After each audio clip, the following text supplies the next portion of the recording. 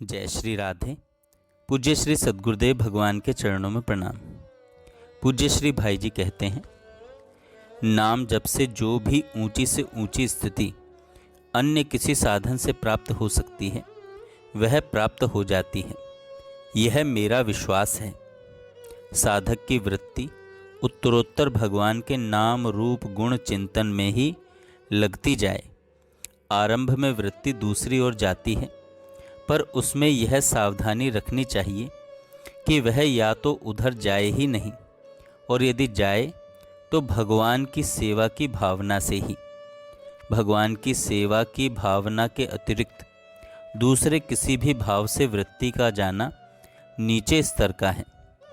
शरीर का आराम, नाम का नाम और जीभ का स्वाद साधक के लिए तीन बड़े विघ्न हैं।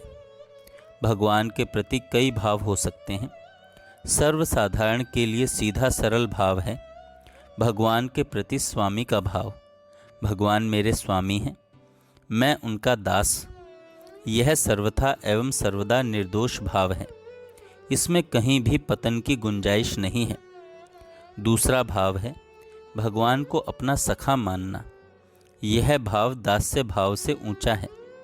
इस भाव में मानसिक रूप से सदा सर्वत्र भगवान के साथ रहें और भगवान की लीला का चिंतन करें। इससे भगवान के बाल स्वरूप का या पार्थ सखा रूप का चिंतन करें।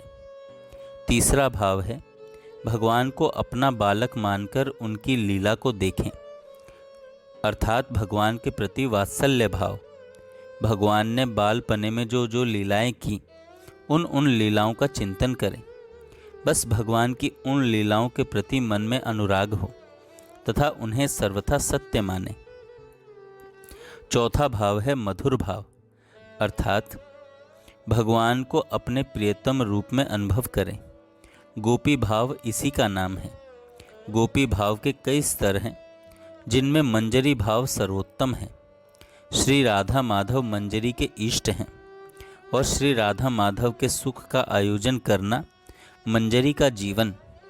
मंजरी पर श्री राधा रानी की सबसे बड़ी कृपा होती है, कृपा रहती है, और इससे श्री कृष्ण उस पर कृपा करने के लिए सदा तत्पर रहते हैं। इससे भी एक ऊंचा भाव है, श्री राधा माधव ने मुझे अपने में विलीन कर लिया है।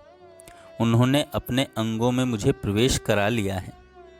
वहाँ पहले श्री राधा माधव की एकता अनुभव होती है, पीछे साधक की एकता हो जाती है। सेवा वह उत्तम होती है जिसमें सेवक का नाम तक सेव्य को ज्ञात न हो सके। अभिमान का स्वभाव है अपमान करना। अभिमानी से अपमान किए बिना नहीं रहा जाता, चाहे जिस क्षेत्र में देख लिया जाए। जिस प्रकार के वातावरण का हम सेवन करेंगे मन से, शरीर से, वाणी से, वैसा ही बनने की हमारी इच्छा होगी। संग से वृत्ति, वृत्ति से क्रिया और क्रिया से स्वरूप बनता है। आज हम धर्म के नाम से लजाते हैं। भगवान को मानने वाले भी समाज में सबके सामने अपने को भगवान को मानने वाला कहने में लज्जा अनुभव करते हैं। साधक की यह वृत्ति रहती है कि वह भोगियों से सर्वथा उल्टा चलता है। भोगी साधक की वृत्ति को समझते नहीं और वे उसे भ्रमित मानते हैं, पर साधक उनकी इस मान्यता से उद्वेग नहीं करता। वह अंतर में प्रसन्न होता है। साधक और भोगी के दृष्टिकोण में बड़ा अंतर होता है।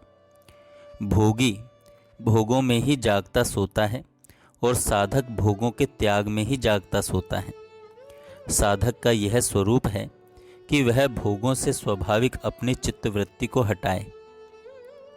भोगी जिन चीज़ों को चाहता है तथा ग्रहण करता है सुख के लिए, साधक उन चीज़ों के ग्रहण से घबराता है।